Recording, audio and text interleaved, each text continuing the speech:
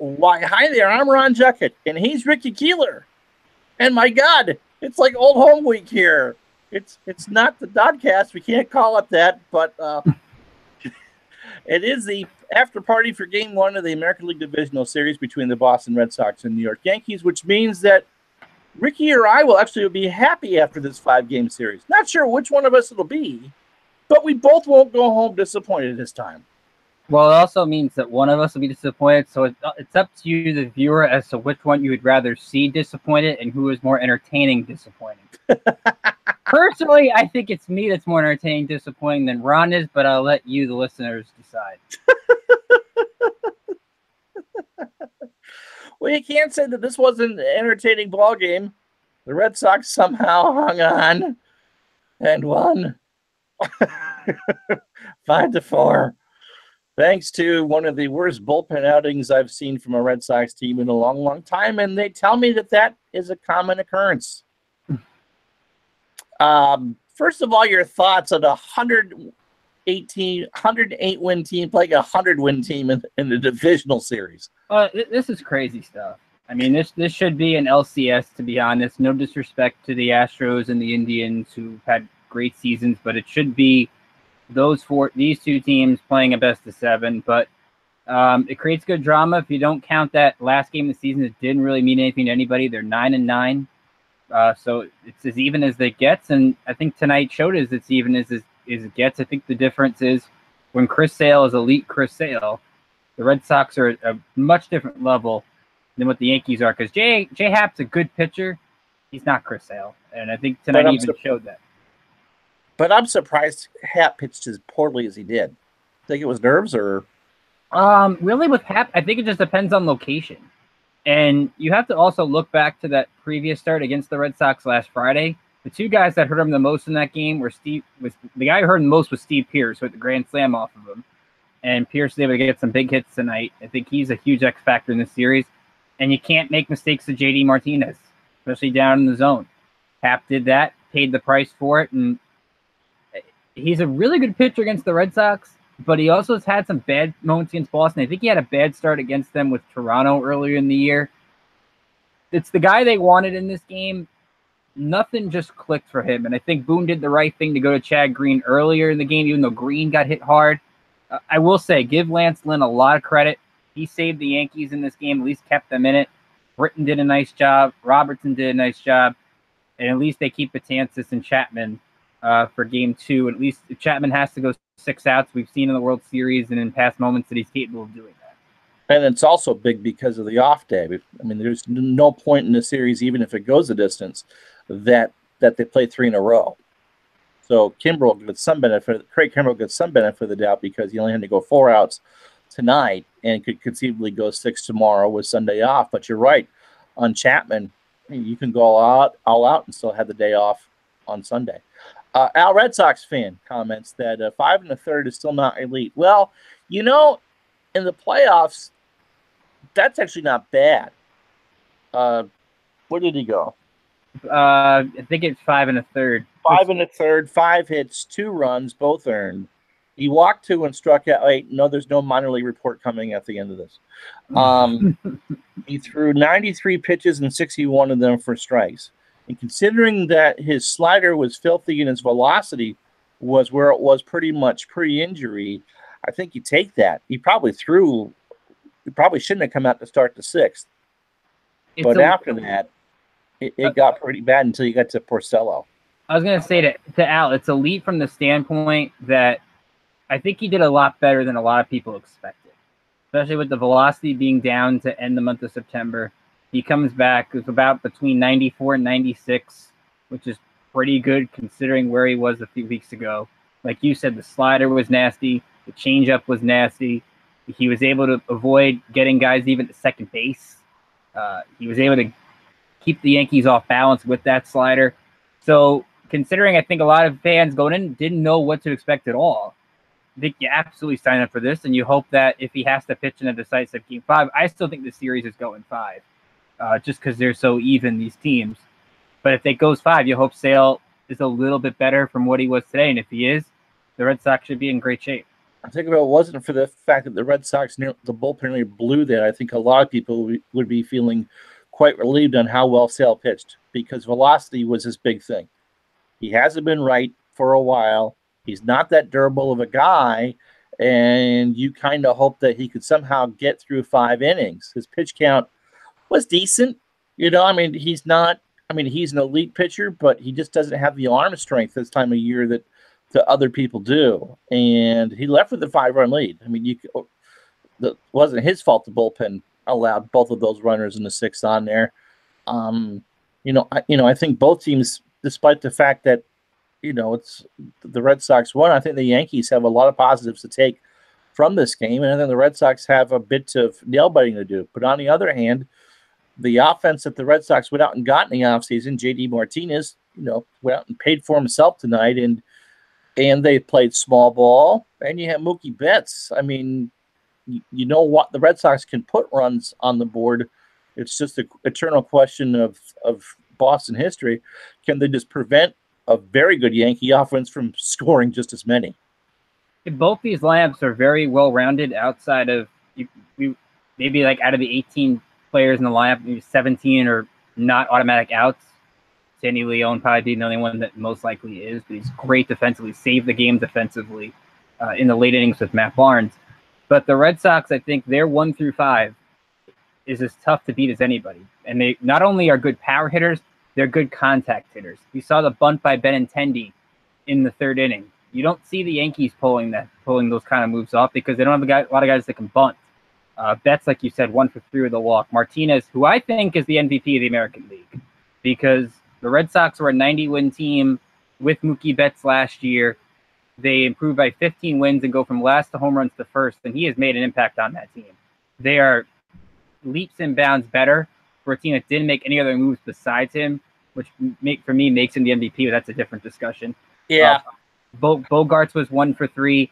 And to me, I think you look on the Yankee side, Aaron Judge had a great game, 3 hits, including the home run off of Kimbrel. Luke Voigt had another nice night, 2 for 5, couple RBIs, and I think he's become really the most reliable Yankee outside of Judge, and that's weird to say in this offense. I will say the guy that has a lot of questions, and he'll face it from the media, and we'll see how he handles it. He's handled it well when he does struggle. Giancarlo Stanton. I mean, the 2 big acquisitions were on display. Martinez delivered on his end. Stanton strikes out with bases loaded, nobody out in the 7th inning when you've got to put the ball in play in that situation. And then strikes out in a bat against Craig Kimbrel. He just absolutely looks silly. You're getting paid a ton of money, and he's had his good moments. He came in, had the great home run in the wild card game late, but this could be borderline A-Rod territory if he doesn't have that kind of big game in this series that fans expect. Yeah, it'd be tough, because the Yankees, the Yankee fans get on their players rather quickly. But, if you figure that, the Red Sox season might rest on the arm of David Price tomorrow, depending on what you get out of him. I mean, talk about a guy that you need to get some innings out of. Price needs to go as deep as you can in the playoff game, because from what you saw from the Red Sox tonight, I mean, you got to be drooling at the fact if you chase Price after the 2nd inning, how do you piece it together to get to a Kimbrel? I mean, Joe Kelly didn't pitch tonight. Which Yankee fans disappointed by. I mean, do you burn Rick Porcello again? And then again, who do you go with for the Red Sox in Game 3? I mean, the Red Sox are not the team that you can go with and do the opener thing with. They're just not that strong. And hi, Seth, it's good to talk to you too. Same here, Seth. Well, it's good at least for the Red Sox that they have Eduardo Rodriguez, I think, in their back pocket, who at least is a left-hander and could throw multiple innings. They have Stephen Wright, who can throw the Yankees off with a knuckleball if needed. But I'll counter that also to your point that the Red Sox need Price. The Yankees need Tanaka to give some innings tomorrow. They need him to be that dominant Tanaka that he was in the postseason last year. They need that splitter to be down in the zone, because if he doesn't go at least 5, Chad Green's probably not available. And Chad Green's one of their only multi-inning relievers. They used Robertson tonight. They used Britton tonight. It's a lot to ask for 2 innings from Dellin Betances, even though he did well in the wild card game, and Boone's kind of prepared him to do that earlier in the season. So they kind of need Tanaka to give 5 or 6. So maybe it's just really which team can get to the other's bullpen first tomorrow. That's pretty much a playoff baseball 101 the last 5 years anyway. Unless you're the Brewers and you can use your whole bullpen to throw practically a one-hit shutout. I mean, I was going to ask you about what do you think of this trend of the opener? Clearly worked to your benefit against Oakland the other night. It depends on who you use, because I'm watching that game, and to be honest, Lou Trevino should have been the opener because he was really good.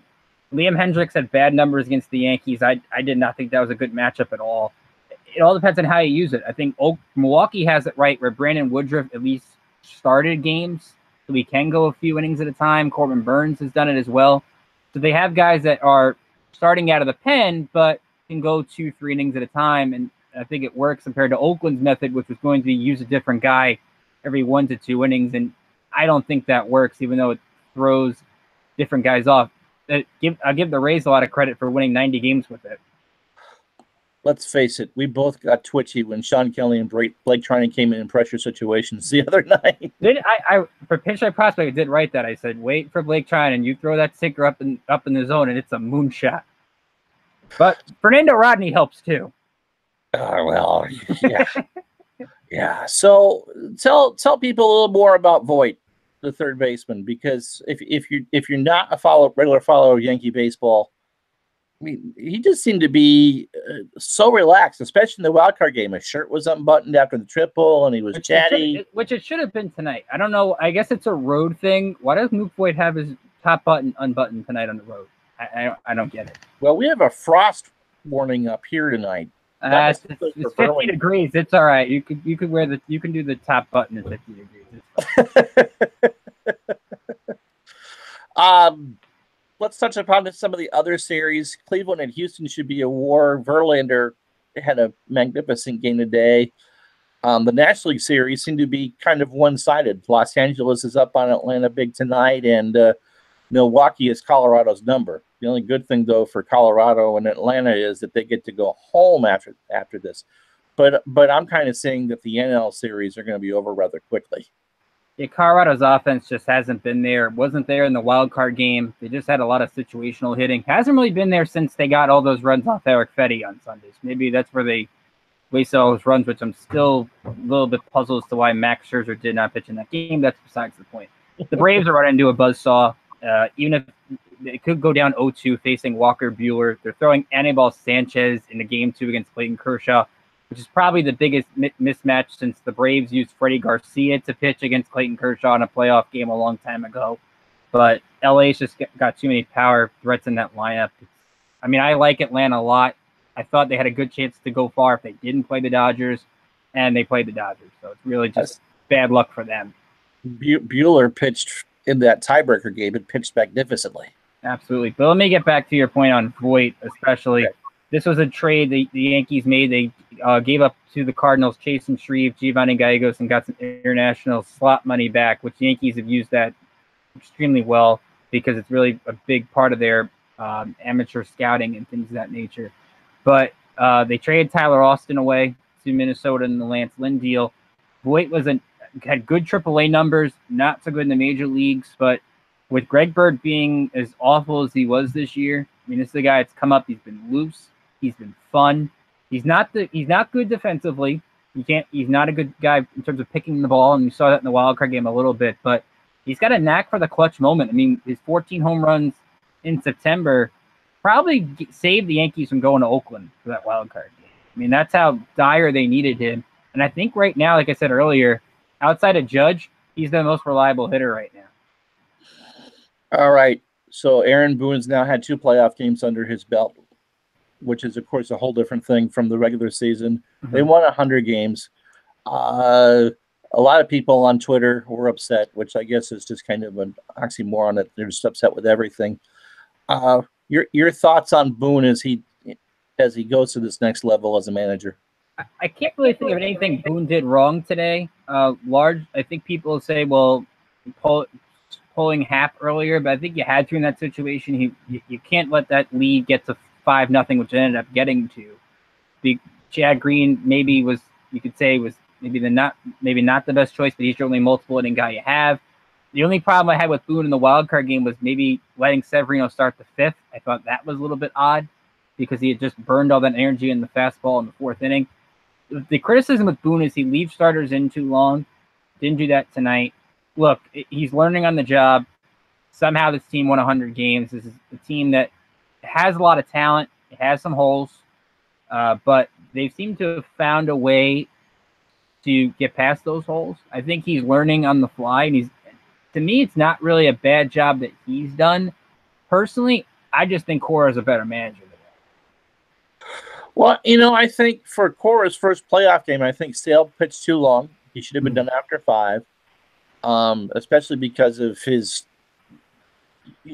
endurance issues. But as you saw, I mean, who was he going to go to in that pen? We were talking during the game. You were surprised he didn't go with Kimbrel to get the last 2 outs. I mean, he made the big gamble of having Porcello come in, and Porcello's ERA was like 4.30, 4.38. I mean, it wasn't great. And Porcello probably got the 2 biggest outs of the game in the 8th inning. I mean, to keep the Yankees from starting a big rally. So the small ball worked. I think it caught people off by surprise. And look, this is the winningest team in Red Sox history. I know there's a whole mess of 95 lost teams in the American League, and the bad is bad. It is bacon flavored cheese whiz in a can for some of these teams in the American League. But this offense and the way that he's motivated, certain other teams that we used to cover could take some notes from that. But he didn't make any big mistakes. I think he would have been roasted if they lost, especially if Porcello didn't do well. But another Red Sox manager made some big moves in a series against the Yankees a few years ago, and it seemed to pay off after being down 3-0. So, there's nothing I can really give Cora grief about, and he really needs David Price to go along tomorrow. What should people expect what are you looking for from Tanaka tomorrow? To me, the expectation is 2 to 3 runs over 5+. I'm not expecting to go out there and throw 7 shutout innings and strike out 12. I mean, I'll take it. To me, you just got to keep the Yankees in the game and hope that the offense can get a crooked number against Price in the early going. And if the Yankees can flip the script and get a 3-0, 4-0 lead to sort of shake off the frustration that they're going to have after tonight, they let one slip away, plain and simple. I've said it to my friend that I'd rather have them lose this game 5-0 than the way they lost it, because they're going to kick themselves for base load, no out in the 7th. You only get 1. Gleyber Torres is a 3-1 count with base load in the 6th. Takes the one right down the middle and then swings at a breaking ball in the dirt from Workman. You can't have that happen. And now what happened with Aaron Hicks?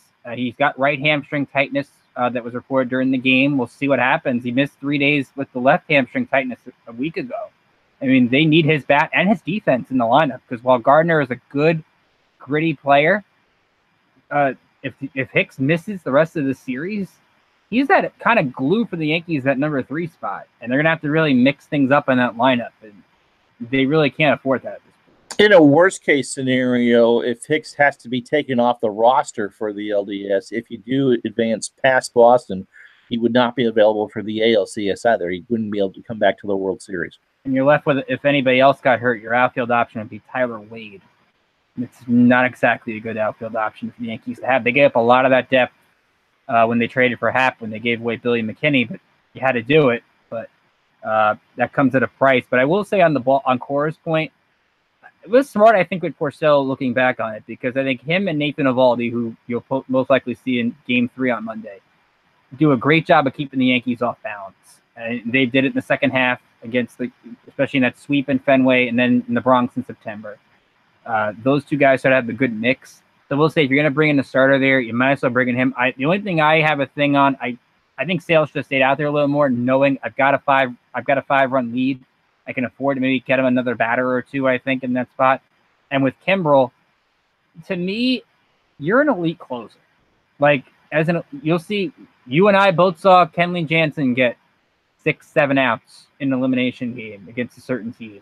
You saw Wade Davis get 8 outs against a certain team, albeit those are Game 5s. It was a different story, but Boston needed this one more than the Yankees did. I was just surprised Kimbrel, who was warming up in the inning, wasn't out there to start it. But we also remember from the Cubs-Cleveland World Series an absolutely gassed Chapman trying to shut Cleveland down and couldn't do it. I mean, he got away with it. But if you go back to the bottom of the eighth of Game 7, maybe in the back of Cora's head he's going, I can't put that much mileage on his arm. I don't know. It's a balance of not putting too much mileage plus, man, I really can't afford to lose this game. Yeah. So, yeah, I think this is the big game in the series. If Price goes out tomorrow and pitches reasonably well or leaves with the lead, the Red Sox are in good shape. But, boy, things will get sour because the Yankees really should have won this game tonight. As you went through, just broke down what happened. Be throwing balls in situations where you have to throw strikes and can't find the strike zone.